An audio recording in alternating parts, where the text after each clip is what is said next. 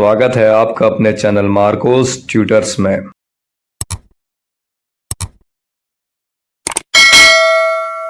तो आज हम करेंगे स्टैंडर्ड 10th मैथ्स 2 ज्योमेट्री का चैप्टर नंबर 1 जिसका नाम है सिमिलैरिटी। हम लोग इसके प्रॉब्लम सेट 1 के 3 लेक्चर्स ऑलरेडी अपलोड कर चुके हैं जिसमें मैंने सारे क्वेश्चंस कर दिए हैं, सिर्फ 3 बचे हैं, 10, 11 और 13। आज लेक्चर 4 में हम लोग वो तीनों क्वेश्चंस करके प्रॉब्लम सेट 1 पूरा खत्म कर देंगे। 10th क्वेश्चन में दिया है इन फिगर 1.78, ये वाला figure, bisectors of angle B and angle C. ये रहा अपना एंगल बी, ये रहा अपना एंगल सी।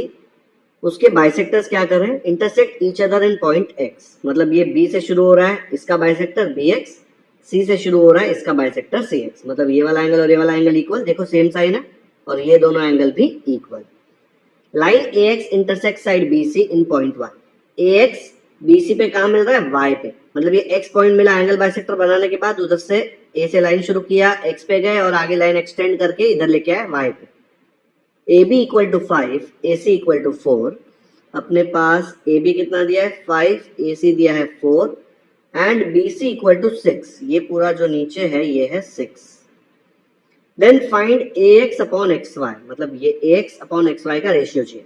ए एक्स अकेला और एक्स वाई अकेला नहीं चाहिए, उन दोनों का रेशियो चाहिए। तो दोनों अलग अलग फाइंड नहीं करोगे तो चलेगा, हमको सिर्फ रेशियो निकालना है तो हमारा काम हो जाएगा।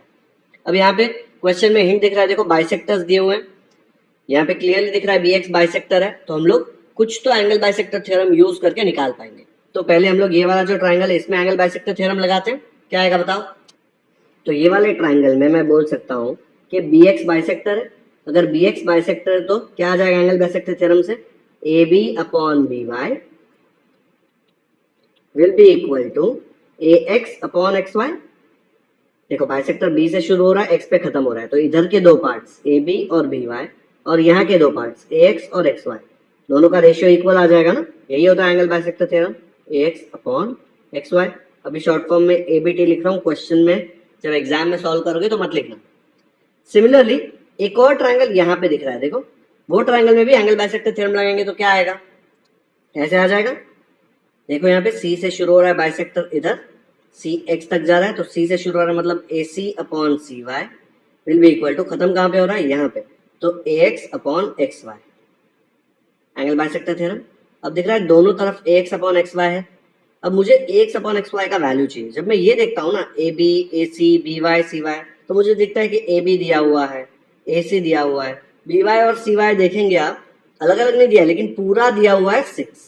ठीक है, तो कुछ तो बन सकता है यहाँ पे, वो कुछ बन सकता है वो हम यूज करेंगे यहाँ पे। ठीक है, तो अगर ये दोनों side X upon X Y है तो ये दोनों भी इक्वल होंगे ना, बिकॉज इनका वैल्यू देखो इक्वल आ रहा है। तो मैं बोलूंगा भाई A B upon B Y is equal to A C upon C Y. ये मिल गया मुझे। अब ये टोटल दिया हुआ है 6। ओके, लेट्स से मैं इसमें से ये छोटू टुकड़ा ले लेता हूँ x, ये जो है ना बी वाई, इसको लिया x। मैंने इसके पहले भी लेक्चर्स में बताया था कि ये पूरा 6 है, उसमें से छोटा टुकड़ा x लिया, तो ये बचा हुआ टुकड़ा कितना होगा, 6 में से x माइनस कर दूंगा तो ये बचेगा ना, तो ये आ जाएगा अपना 6 माइनस एक्स। ओके, एक ही तरीका नहीं है सॉल्व करने का, और बहुत तरीके से कर सकते हो, लेकिन ये थोड़ा सिंपल लग रहा है। तो मुझे बी वाई का वैल्यू मिल गया x और सी वाई का वैल्यू मिल गया 6 माइनस एक्स। सब्स्टिट्यूट कर दो सारे वैल्यूज। ए बी दिया हुआ है 5, ए सी दिया हुआ है 4, ठीक है, बी वाई दिया हुआ है x एंड बी सी दिया हुआ है या सी वाई दिया हुआ है 6 माइनस एक्स। ओके, तो क्या आएगा, यहाँ पे वैल्यू सब्स्टिट्यूट कर दिया मैंने। देखो ए बी के जगह पे 5, ए सी के जगह पे 4, बी वाई के जगह पे x और सी वाई के जगह पे 6 माइनस एक्स। अब करो क्रॉस मल्टीप्लाई, तो ये 5 6 माइनस एक्स से मल्टीप्लाई होगा, ये 4x है तो 4x, फिर जब ये 5 अंदर जाएगा तो 5 6 30, फिर ये यहाँ पे प्लस यहाँ पे माइनस, तो माइनस आएगा, प्लस इंटू माइनस, और 5 इंटू एक्स आ जाएगा 5x, 4x तो इधर ही रहेगा, तो मुझे ऐसे मिल जाएगा 5 6 30, ये माइनस 5x। अब ये 5x को इधर लेके जाओ तो क्या मिल जाएगा मुझे, 5x वहाँ पे जाके ऐड हो जाएगा। ये तो x के लिए आप इजीली सॉल्व कर सकते हो ना, ट्राई करो क्या आता है। देखो रफ में कर रहे हैं, इसको फेयर में अच्छे से करके बताऊंगा। तो x का वैल्यू क्या आता है बताओ, ऐसे आ जाएगा, ये माइनस 5x को उधर भेज देंगे तो हो जाएगा प्लस 5x, 30 उधर ही रहेगा, 4x प्लस 5x हो जाएगा 9x। x का वैल्यू चाहिए तो 9 इधर मल्टीप्लाई हो रहा है, उधर जाके डिवाइड होगा, तो x का वैल्यू आ जाएगा 30/9। x क्या था अपना, x था अपना by, तो by कितना हो जाएगा भाई, बी वाई हो जाएगा 30/9। ओके, अब अपने को बी वाई मिल गया। अभी ये फाइंड करने की जरूरत नहीं है, ठीक है, सी वाई निकालने मत बैठ जाना, अपने को A X upon X Y चाहिए ना। A X upon X Y का वैल्यू क्या था, A B upon B Y. देखो ये निकाला था ना हमने, तो X upon X Y find करना है, तो हम लोग बोलेंगे X upon X Y is equal to A B upon B Y. X upon X Y is equal to A B upon B Y. A B कितना था, A B था अपना 5, तो यहाँ पे हम ए बी को इरेज करेंगे और उधर डाल देंगे 5। और बी वाई कितना है, बी वाई भी फाइंड किया 30/9। ये 30/9 थोड़ा सिंप्लीफाई होगा ना, दोनों 3 में जाता है, 3 3 जार और 3 10 जार, तो बी वाई कितना आ गया आपका 10/3। तो बी वाई को हटाया और वहां पे लिख दिया 10/3। क्या आएगा इसमें, कैसे सॉल्व करेंगे, ये 10/3 ऊपर जाके बन जाएगा 3/10, फिर ये 5 और 10 दोनों 5 के टेबल में जाता है, कट करो, ये आ जाएगा 5 1 जार 5 2 जार, क्या बचा 3/2। मिल गया एक्स अपॉन एक्स वाई का वैल्यू 3/2। था ना सिंपल। इसमें ना क्वेश्चन देख के इजीली समझ में आ जाता है कि एंगल बाइसेक्टर थ्योरम लगाना है। बहुत सारे क्वेश्चन ऐसे आएंगे जहाँ पे थोड़ा डिफिकल्ट होगा समझना, लेकिन यहाँ पे काफी सिंपल था। दोनों एक्स अपॉन एक्स वाई थे, तो हम लोग ने दोनों को इक्वल कर दिया, फिर ये एक छोटा टुकड़ा एक्स लिया और इसको सॉल्व कर दिया। ओके, एक बार कॉन्सेप्ट समझ लो, फिर इसको मैं फेयर में सॉल्व करके बताता हूँ कि कैसे करना है। यहाँ से इधर गया, ठीक है, ये इक्वेशन सॉल्व किया मैंने। रफ वर्क में देख के कितना इजी लगता है ना, फेयर में भी इजी लगता है, लेकिन उसमें सब लिखना पड़ेगा, 1 देना पड़ेगा, फिर फ्रॉम 1 सारे रीजन लिखने पड़ेंगे, एंगल बाइसेक्टर थ्योरम। टीचर्स को शॉर्ट फॉर्म नहीं पसंद है, सब कुछ लिख के बताना पड़ेगा। चलो देखो इसको फेयर में कैसे करेंगे। सबसे पहले तो गिवन लिखना पड़ेगा, रे B X and ray C x. देखो बी एक्स और सी एक्स, रे है ना इधर से शुरू हो रहा है और यहाँ पे तो एरो है, रे एक साइड में कितना भी आगे जा सकता है। रे B X and ray C X are angle bisectors of angle B and angle C. A X Y एक लाइन में, ये जो दिया है ना, line A X intersect side B C in point Y, उसका मतलब क्या है, सेम लाइन आगे जा रहा है, मतलब ए एक्स वाई एक ही लाइन में। यूज नहीं किया लेकिन लिख दिया। फिर ये तीनों मेजरमेंट दिए हुए क्वेश्चन में, वो भी लिख दिया। Find X upon X Y बोला है। सोल्यूशन क्या आएगा, हम लोग ये वाला ट्राइंगल ए बी वाई में, in triangle A B Y में एंगल बाइसेक्टर थ्योरम लगाएंगे। ये सब मैंने कुछ नहीं लिखा था रफ में, तो आपको सब लिखना पड़ेगा। In triangle A B Y ray B X is the angle bisector of angle B. देखो B X is the angle bisector of angle B, therefore A B upon B Y equal to X upon X Y. ये होगा number 1 reason, लिखेंगे angle bisector theorem. Similarly दूसरा triangle क्या था, ए C Y, तो यहाँ पे मैं लिख दूंगा ए C Y ray C X is the angle bisector, C X is the angle bisector of angle A C Y. ठीक है, फिर सेम उसमें भी एंगल बाइसेक्टर थ्योरम लगा देंगे, दोनों जगह एक्स अपॉन एक्स वाई आ गया। ठीक है, तो 1 और 2 से मैं क्या बोल सकता हूँ, 1 और 2 से मैं बोल सकता हूँ कि ये लेफ्ट साइड वाले भी इक्वल हो जाएंगे। और यहाँ पे मैंने बीच में B Y equal to X ले लिया, आपको चाहिए तो ये वाला स्टेप आप नीचे डाल सकते हो। ओके, ये यहाँ पे डाल दिया, फिर इसमें वैल्यू सब्स्टिट्यूट कर दिया, ए बी की जगह पे 5, बी वाई की जगह पे x, ए सी की जगह पे 4, सी वाई की जगह पे 6 माइनस एक्स। सी वाई 6 माइनस एक्स था ना, देखो पक्का समझा क्या। फिर सब्स्टिट्यूट करके इसको सॉल्व कर दिया। इसका सोल्यूशन लंबा क्यों जा रहा है, बिकॉज ये x के लिए सॉल्व करना थोड़ा पेज कंज्यूम कर रहा है ना, पीछे जाके देखेंगे इसमें, तो x के लिए सॉल्व किया, x इक्वल टू 30/9 आया, और 30/9 को मैंने कट किया है, 3 10 और 3 3 तो x आया 10/3। x क्या था, बी वाई, देखो यहाँ पे बी वाई को हमने x लिया था, तो बी वाई का वैल्यू आ गया 10/3। वैल्यू सब्स्टिट्यूट कर दिया। ठीक है, फ्रॉम 1, अगर इसको नंबर देना है तो 3 से हम फ्रॉम 1 and 3 लिख सकते हैं यहाँ पे। फिर यहाँ पे वैल्यू सब्स्टिट्यूट किया, ये 10/3 ऊपर जाके 3/10 बन गया, दोनों 5 के टेबल में जाते हैं, तो 5 1 जार 5 2 जार किया, एंड मुझे मिल गया 3/2। ये वाला पार्ट बहुत ईजी है, सिर्फ कैलकुलेशन किया हुआ है बस। मेन इसमें दिमाग कहाँ पे लगाया है, ये वाला पार्ट, एंगल बाइसेक्टर थ्योरम और ये एक्स लेना, ये वाला। क्योंकि अगर ये एक्स वाला नहीं क्लिक हुआ तो आपको ये क्वेश्चन नहीं आएगा। तो ये वाला तो बहुत इजी क्वेश्चन में दिख रहा था, दो एंगल बाइसेक्टर दिए, अच्छा चांस है कि एंगल बाइसेक्टर थ्योरम लगेगा। एक्स अपॉन एक्स वाई दोनों साइड आया था, तो ये भी इक्वल हो जाएगा, है ना। चलो वीडियो पॉज करो, फटाफट से कॉपी करो, फर्स्ट पेज है सोल्यूशन का ये, एंड ये सेकंड पेज। क्वेश्चन लंबा है, देखकर डरो मत, बहुत ही इजी है। नेक्स्ट करते हैं।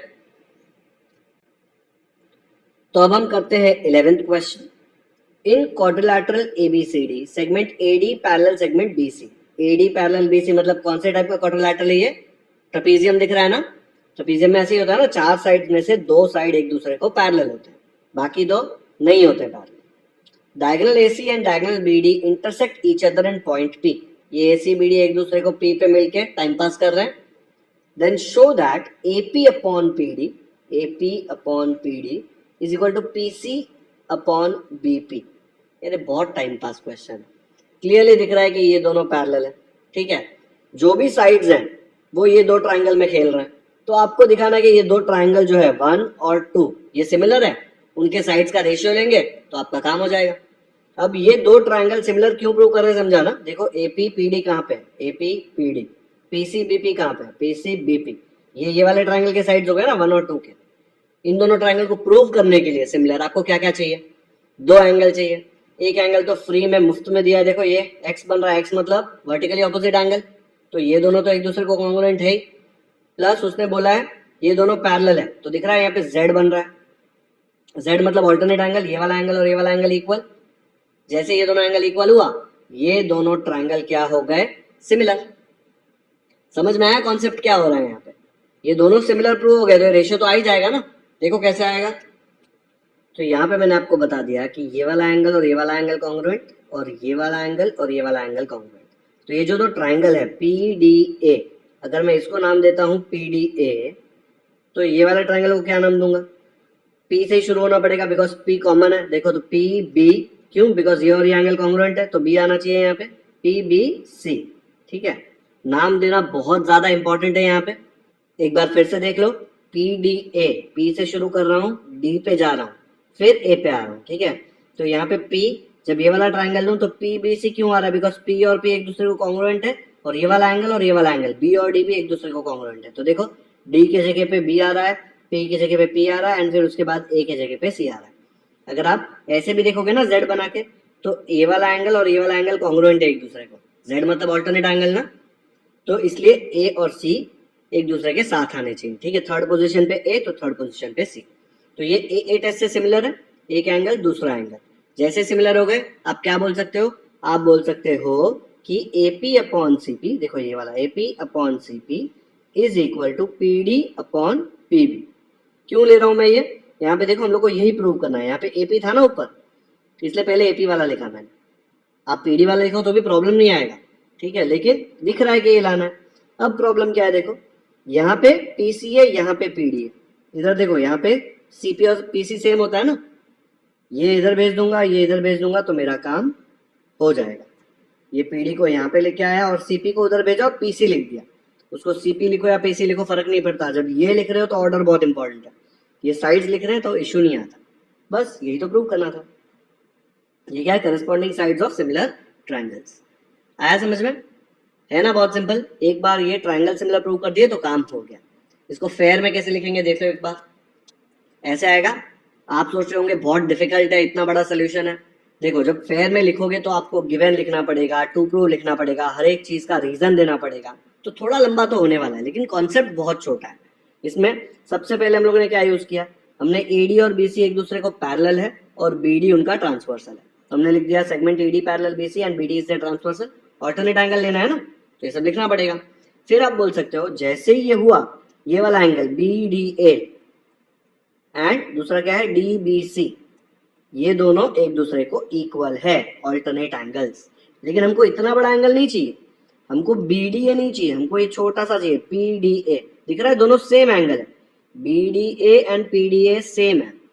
फिर हमको DBC नहीं चाहिए, हमको PBC चाहिए। तो DBC एंड PBC भी सेम है, तो उसके नीचे हम लोग लिख देंगे BDA के बाद PDA, DBC की जगह पे PBC। क्यों? बिकॉज DPB तीनों स्ट्रेट लाइन में है। तो आप अगर DBC लिखो या PBC लिखो, दोनों सेम एंगल है। ओके, आप BDA लिखो या PDA लिखो, दोनों सेम एंगल है। ये लिखना जरूरी है। अगर आप फुल मार्क्स नहीं लाते हो तो हो सकता है इसका मार्क्स कटे नहीं, लेकिन अगर आप फुल मार्क्स स्कोर कर रहे हो तो टीचर हर जगह जो करेक्ट करा है हर जगह चेक करेगा क्या आपने मिस किया है, ठीक है। इसलिए आप लोग तो ये लिखना ही है, क्योंकि फुल मार्क्स तो हम सब लाने वाले हैं। बस ये प्रूव कर दिया, उसके बाद हम दोनों ट्राइंगल ले लेंगे। कौन सा ट्राइंगल? PDA and PBC। उसमें ये वाला जो है ऑल्टरनेट एंगल यहाँ से मिल गया, एंड दूसरा है वर्टिकली ऑपोजिट एंगल, वो यहाँ से मिल गया, तो दोनों ट्राइंगल हो गए सिमिलर। ए टेस्ट से रेशियो लिया, पीडी को इधर भेजा, सीपी को उधर भेजा, ऑल्टरनेंडो, इसको ऑल्टरनेंडो बोलते हैं ना, ये वाला इधर भेजा, ये वाला इधर भेजा, ऑल्टरनेट किया ना, तो उसको बोलते हैं ऑल्टरनेंडो, हेंस प्रूव्ड। यही करने बोला था। एक बार देख लो पूरा सोल्यूशन, वीडियो पॉज करके अच्छे से लिखो इसको नोटबुक में। ये सारे रीजंस लिखना बहुत इंपॉर्टेंट है। इसमें सब कुछ इजी है, खाली ये वाला लाइन थोड़ा डिफिकल्ट लगता है, लेकिन आप देखेंगे ना, रीजन मत देखो, खाली ऐसा सोचो ये वाला ट्राइंगल है, बी डी ए एंगल आ रहा है, और उसमें ही मैं अगर पी डी ए एंगल हो तो दोनों सेम है ना यार, इसलिए तो बीडीए के नीचे पीडीए लिख दिया। फिर डीबीसी देखो ऐसा है, और पीबीसी कैसा है, इधर ऐसा, सेम ही एंगल है, खाली नाम दोनों का अलग अलग लिखा है। ये वाली लाइन यहां से शुरू करने के बदले पी से शुरू कर दी, बस। ओके, कर लिया कॉपी? चलो आगे बढ़ते हैं। 13th क्वेश्चन में दिया है, in figure 1.81 the vertices of square DFG. ये डीएफजी क्या है, एक स्क्वायर है, अगर वो स्क्वायर है तो उसके सारे साइड्स होंगे इक्वल और उसके सारे एंगल्स होंगे 90 डिग्री, करेक्ट? ये तो हमको पता है, स्क्वायर की प्रॉपर्टी है। Square D F G are on the sides of triangle A B C. ये एबीसी ट्राइंगल के साइड्स के ऊपर उसके वर्टाइसेस है, देख रहा है? ये सारे जो वर्टाइसेस है साइड के ऊपर, देखो जी इस साइड पे है, डी और ई ये वाले साइड पे है, एफ ये वाले साइड पे है। Then prove that D square equal to B D into E C. D का square is equal to B D into E C. Okay, अब ये क्वेश्चन सबसे ज्यादा ट्रिकी क्वेश्चन है ये पूरे प्रॉब्लम सेट में, इसलिए देखो उन्होंने हिंट भी दिया है, show that triangle G B D is similar to triangle C F E. ठीक है, जीबीडी एंड सीएफई को सिमिलर प्रूव कर देंगे तो उनके साइड्स का रेशियो मिलेगा, फिर ये स्क्वायर के साइड्स इक्वल है वो यूज करके हम लोग ये वाला प्रूव कर सकते हैं। लेकिन डायरेक्टली आप इसको और इसको सिमिलर प्रूव नहीं कर सकते। क्यों नहीं कर सकते? बिकॉज इसके बाद आपको ए टेस्ट चाहिए। अब ये अगर 90 डिग्री है तो ये 90 होगा, ये 90 है तो ये भी 90 होगा, करेक्ट? बट एक ही एंगल इक्वल और सिमिलर प्रूव करने के लिए आपको दो एंगल चाहिए, ए टेस्ट चाहिए ना, और ए टेस्ट तो बन नहीं रहा है यहाँ पे।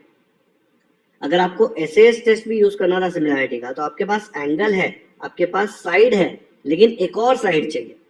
ये साइड भी इक्वल होता तो एसएएस टेस्ट से आप बोल सकते हैं कि दोनों ट्राइंगल सिमिलर है, लेकिन आपके पास वो इंफॉर्मेशन नहीं है।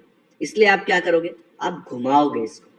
आप पहले ये वाला ट्राइंगल लोगे 1, उसको सिमिलर प्रूव करोगे ये पूरे बड़े ट्राइंगल को, ठीक है? फिर आप लोगे ट्राइंगल 2 और वापस उसको भी प्रूव करोगे कि ये इस बड़े वाले ट्राइंगल को सिमिलर है। फिर पता चलेगा ये 1 और 2 दोनों ये बड़े वाले ट्राइंगल को सिमिलर है, इसलिए 1 और 2 एक दूसरे को भी सिमिलर है। अब आपको लग रहा है ये 1 और ये बड़ा ट्राइंगल सिमिलर कैसे प्रूव करेंगे?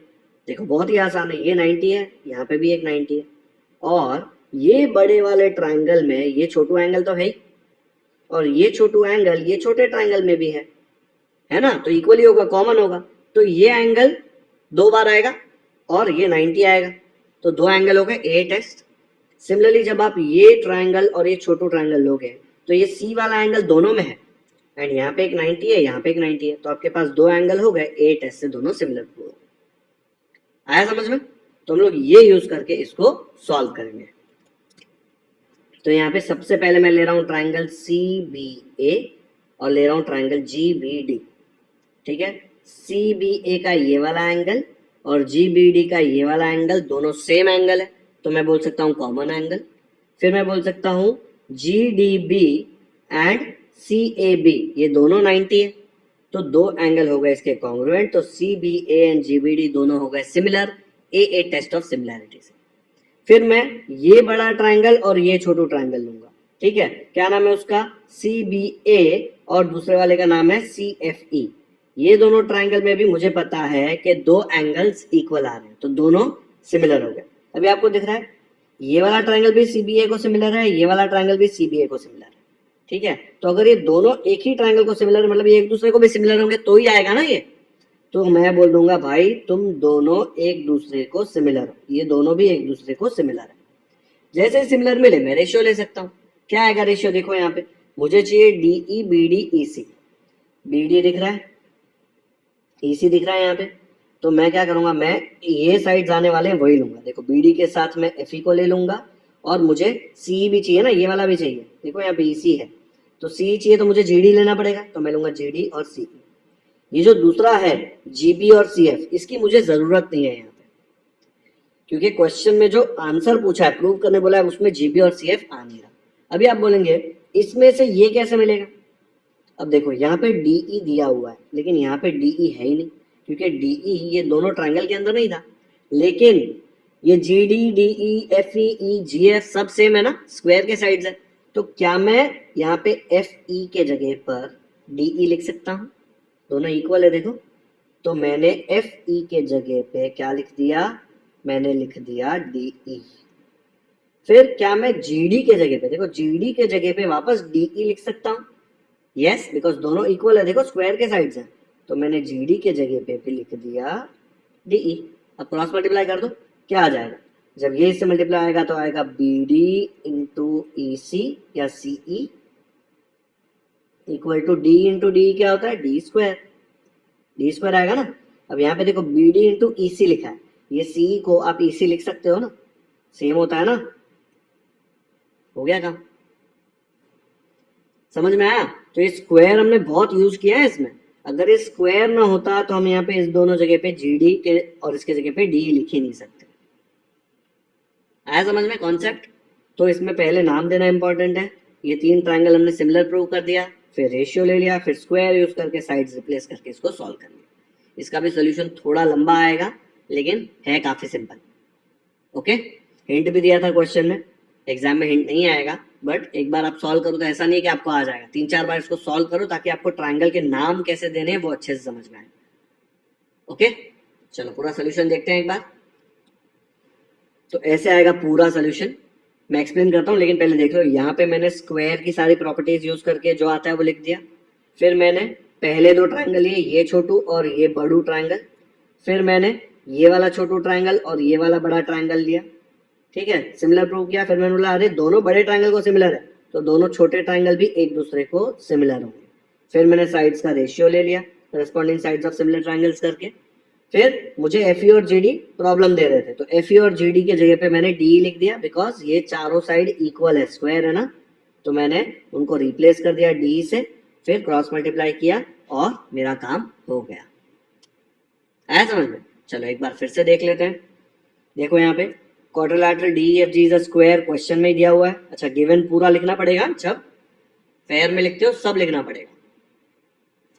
ये स्क्वायर है तो प्रूफ क्या आएगा? चारों sides equal, D E, F E, F G और G D sides of a square. और ये वाला एंगल और ये वाला एंगल दोनों 90 हो गए।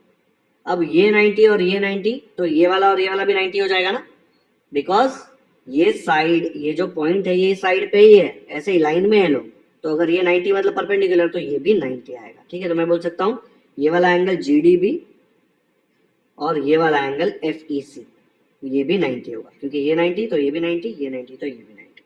ये काम आने वाला है आगे। जैसे ही आपने प्रूव कर दिया, फिर हम लोग क्या करेंगे, दो छोटू ट्रायंगल ले लेंगे, एक छोटू और एक बड़ा, है ना, सी बी ए, सी बी ए। अगर यहाँ पे सी बी ए लिया तो इधर छोटा में क्या लेंगे, जी बी डी। क्यों? बिकॉज देखो बी के जगह पे बी आना जरूरी है, क्योंकि बी सेम कॉमन एंगल आने वाला है, एंड डी 90 है और ए भी 90 है, तो ए और डी भी एक समान आना चाहिए। जहां पे ए है वहां पे पोजीशन में डी आना चाहिए। इसलिए बी ए समझ गया आपको, बी डी समझ गया, तो सी के जगह पे तो जी आएगा ना, एक ही बचा।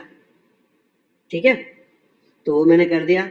Angle C A B congruent to angle G D B. यहाँ पे देख लो सी ए बी तो 90 दिया हुआ है क्वेश्चन में, एंड जी डी बी आपने क्या किया, आपने यहाँ पे लिया है 90 डिग्री। ठीक है, तो यहाँ पे फ्रॉम टू लिखो या लिखो given and from two, because ये वाला एंगल तो गिवन था ना सी ए बी, है ना, तो आपको चाहिए तो उसके साथ गिवन भी लिख सकते हो। लिख दूं क्या गिवन? चलो लिख देता हूं। तो यहाँ पे लिख दिया गिवन एंड फ्रॉम टू।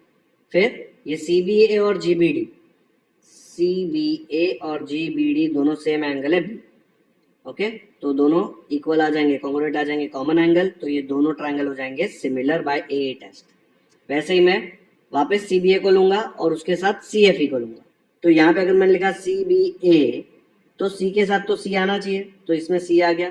अब बी देखो, बी 90 नहीं है, लेकिन ए जो है वो 90 है, तो यहाँ पे 90 कौन सा, ये वाले ट्रायंगल में ई, तो ए के जगह पे ई आना चाहिए। दूसरा बचा f, तो f बीच में आ जाएगा, तो b के जगह पे f, c के जगह पे c, a के जगह पे e, ऐसा करस्पॉन्डेंस आ जाएगा। तो यहाँ पे फिर से देखो, दो एंगल कॉन्ग्रुएंट बिकॉज 90 है और दो angle congruent because common angle है, दोनों ट्रायंगल 8s से सिमिलर हो गए। अब दिख रहा है यहाँ पे कि CBA भी GBD को सिमिलर है, CBA CFE को भी सिमिलर है, तो ये दोनों भी एक दूसरे को सिमिलर हो जाएंगे। जैसे सिमिलर होंगे मैं रेशियो ले सकता हूँ BD upon FE equal to GD upon CE।